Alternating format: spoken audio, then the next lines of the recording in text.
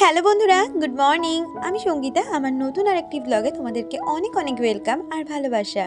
কেমন আছো তোমরা সবাই? আশা করছি ভালো আছো আর সুস্থ আছো। আমরা কেমন আছি সেটা একটু পরেই জানাচ্ছি। আর আজকের দিনটা হচ্ছে মঙ্গলবার, আর এখন ঘড়িতে বাজে সকাল 7টা নাগাদ। তোমাদেরকে সাথে নিয়ে আজকে ব্লগটা এখান থেকে শুরু করছি। আই হোপ ব্লগটা তোমাদের একটু হলেও ভালো লাগবে।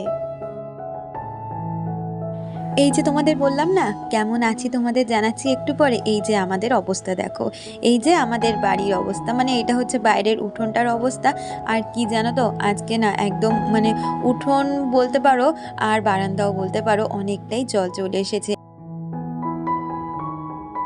আর এই দেখো আমার ঠাকুর ঘরের অবস্থা। আসলে আমাদের বারান্দার মধ্যে তো ঠাকুর ঘরটা পার্টিশন করে করানো, তো সেই জন্য বারান্দায় জল উঠলে কিন্তু ঠাকুর ঘরেও জল উঠে যায়। তো বন্ধুরা দেখতেই পেলে চারিদিকে আমাদের বাড়িতে জল, মানে কি একটা বিচ্ছিরি অবস্থা। আমি যখন সকালে, এখন তো তোমরা জানোই ওই বজরংবলির যে সংকল্পটা নিয়েছি, আমি সেই সংকল্পটা পালন করার জন্য আজকে উঠেছি 3:30টার সময়, উঠে স্নান করেছি।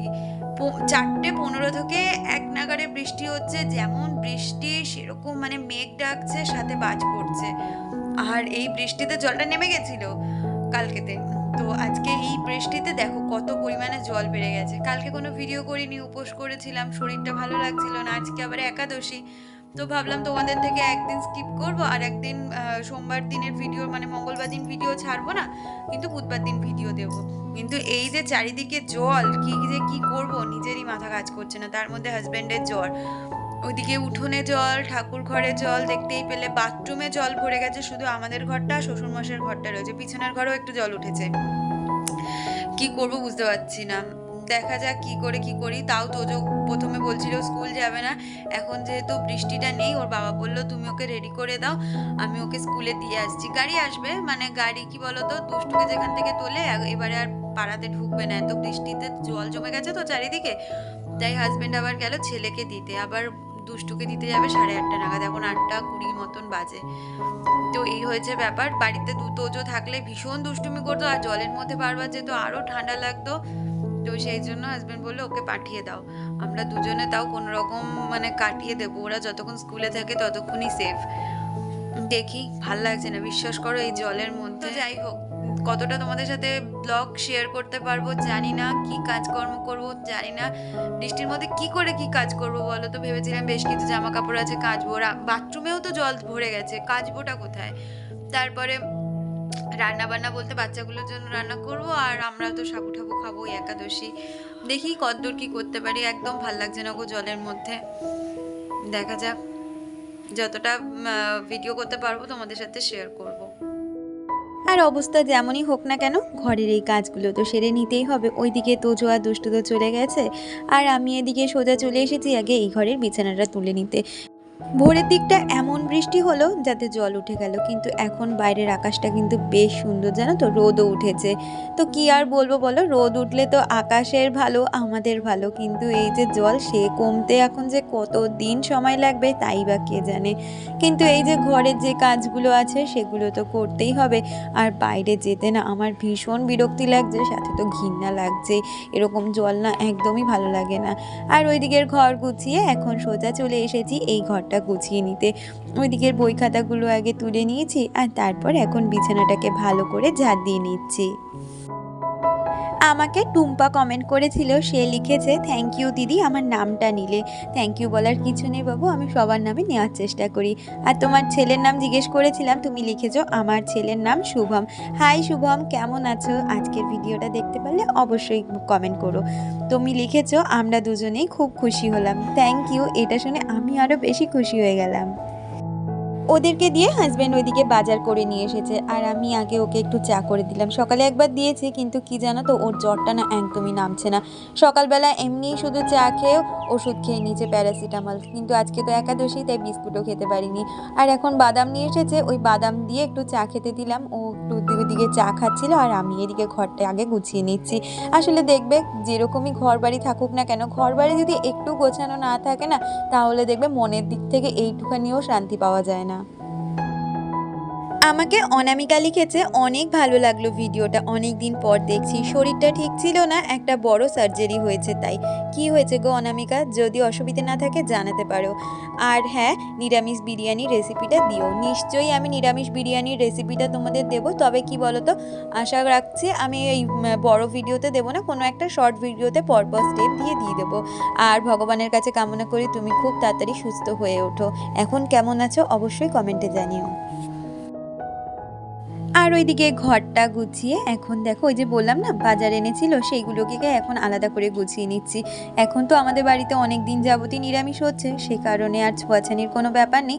তবে এই যে আজকে বাজার আনা হয়েছিল কাঁচকলা, তার সাথে পাকা কলা, তারপর বরবটি, গাজর, আলু আর পেঁপে। আমরা একটা সবজি মতন খাই একাদশী দিন, আর তার সাথে একটু সাবুর খিচুড়ি মতন করে নিই। তো ওইদিকে বাজারটা গুছিয়ে আমি আর সময় নষ্ট করিনি। ওই যে বললাম আকাশে উঠেছে কিন্তু ঝলমলে রোদ, কিন্তু কি বলতো, বাড়ির এই জলটা না থাকলে খুব ভালো লাগতো। এই জলের জন্য আর একটুও বিশ্বাস করো ভালো লাগছে না, কবে যে এই জল কমবে কে জানে।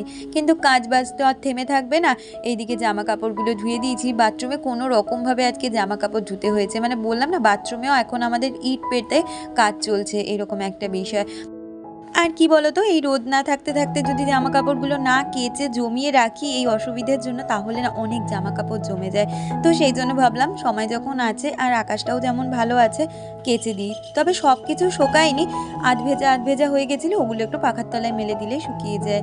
আর ওইদিকে সাবুটা ভিজিয়ে নিচ্ছিলাম, মাঝে অনেকটা সময় আমি নিজে একটু টিভি দেখে নিচ্ছিলাম, কারণ আজকে তো আমি কোনো ভিডিও আপলোড করিনি, তাই জন্য ভিডিওর কাজও ছিল না, নিজেকে একটু টাইম দিচ্ছিলাম। আসলে কি বলতো, এই যে জলকাদার ওয়েদার, তার মধ্যে হাজবেন্ডের শরীর খারাপ, সব নিয়ে না আমি একটা খুব বিচ্ছিরি বিষয়ের মধ্যে পড়ে রয়েছি। আর এদিকে দেখো সমস্ত সবজি কেটে নিয়েছি, বাচ্চাদের জন্য না একটু ভেজ ডাল করব, আর তার সাথে বরবটি ভাজা করব। আর সেদিনকে না একটু রাত্রিবেলা সয়াবিন করা হয়েছিল, তো সেই সয়াবিনটা ফ্রিজে রয়েছে, ওটাই ভাবছি দুষ্টুকে বলবো একটু তুই মাইক্রোওভেনে খাওয়ার আগে গরম করে নিস। তো এইদিকে আগে বাচ্চাদের রান্না করে নেবো, তারপরে আবার ধোয়া মোছা করে আমাদের রান্নাটা বসাবো। আর কি জানো তো, আজকে একেবারে শর্টেই রান্না করার চেষ্টা করেছি। মুগ ডালটা না আর ভাজার জন্য কড়াই বাড়িনি, একেবারে ওই প্রেশার কুকারের মধ্যেই কিন্তু আমি ডালটা ভেজে নিয়েছি। আর তারপরে ডালটা সিদ্ধ করতে দিয়েছিলাম, তার সাথে যেই মানে সমস্ত ভেজিটেবলস দেবো সেগুলো একেবারে সিদ্ধ করতে বসিয়ে দিয়েছি। তবে এইভাবে ডাল করেছি, আর সোমবারটা কিন্তু এরকম কড়াইতেই দিয়েছিলাম। দুষ্টু বলেছে নাকি ডালটা খুব সুন্দর হয়েছে, আমি তো খাইনি, আমি জানি না। আর ওইদিকে বরবটি ভাজাটা বসিয়ে দিয়ে ওইদিকে কিন্তু আমার ভাতটাও রান্না করা হয়ে গেছে। আর বরবটি ভাজাটা হয়ে গেলে তারপরে আমি ডালটা সম্বাদ দিয়ে নেবো। আমাকে শিম্পি কমেন্ট করেছে, তুমি লিখেছো তুমি আমার মেয়ের নামটা নিয়েছো, খুব খুশি হলাম, খুব ভালো লাগলো। আমার মেয়ে ক্লাস 3-তে পড়ে, ও খুব খুশি হয়েছে ওর নামটা শুনে। Thank you. আমার নাম সঙ্গীতা। ও মা, তুমি আমি একই নামের মানুষ, তো ভালো লাগলো শুনে। আর ওর নিক নেম শিম্পি। খুব ভালো থেকো তোমরা সবাই খুব ভালো থেকো, ভগবানের কাছে কিন্তু আমার এইটুখানি কামনা। আর এদিকে কথা বলতে বলতে দেখো আমার কিন্তু ডালটা রান্না হয়ে গেছে, আর ওদের জন্য মোটামুটি সমস্ত রান্নাই হয়ে গেছে। আর ওই যে বললাম, ওই যে সোয়াবিনটাকে দুষ্টুকে বলবো যে একটু দুপুরে খাওয়া দাওয়ার আগে মাইক্রোওভেনে ঘুরিয়ে নিতে, তাহলেই কিন্তু ওটা গরম হয়ে যায়। আর সেইভাবে ওরা আজকে খাওয়া দাওয়া করেছিল। তো আমাদের রান্না করার আগে আমি একটু ভালো করে কিন্তু গ্যাসটাকে মুছে নিলাম, আর গ্যাসে যে জিগুলো ছিল সেগুলোকেও মেজে নিচ্ছি। কি বলতো, আমি মনে করি কোনো নিয়ম কারণ যদি মানবই, সেটা একদম সম্পূর্ণ আচার বিচার মেনেই কিন্তু মানাটা উচিত। তো চেষ্টা করি সম্পূর্ণভাবেই করার, কিন্তু কি জানো তো, এখনোভাবে আমি ওই মশলার কৌটো বা তেলের কৌটো এগুলো আলাদা করতে পারিনি নিরামিষের জন্য।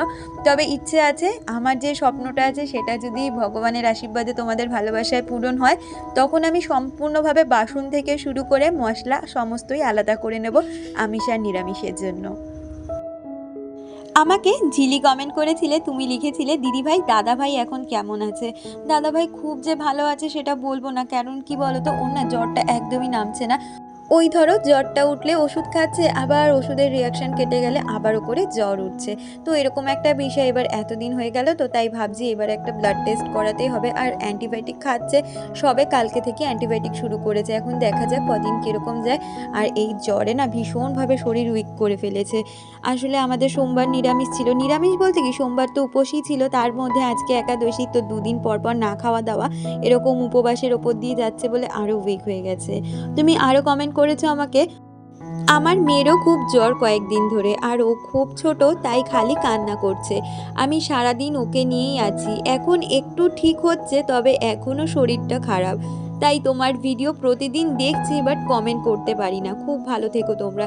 আমি ভগবানের কাছে তোমার মেয়ের জন্য মন থেকে প্রে করব, যাতে ও খুব তাড়াতাড়ি সুস্থ হয়ে যায়। আসলে কি বলো তো, বড়দের ব্যাপারটা, বড়রা না কষ্ট হলে মুখে প্রকাশ করতে পারে, কিন্তু বাচ্চারা তো সেটা পারে না, তখন আরও বেশি খারাপ লাগে। আর এখনকার ওয়েদারের জন্য তো জ্বরটা জানো তো ঘরে ঘরে হচ্ছে। তো তুমি তোমার মেয়েকে খুব খুব সাবধানে রেখো। আমার ভিডিও দেখাটা ইম্পর্টেন্ট না, তোমার মেয়েকে ভালো করে তোলাটা তোমার কাছে সব থেকে বেশি ইম্পর্টেন্ট। তাহলে বন্ধুরা, আজকের ভিডিওটা এই পর্যন্ত রাখছি। দেখা হচ্ছে পরবর্তী ভিডিওর সাথে।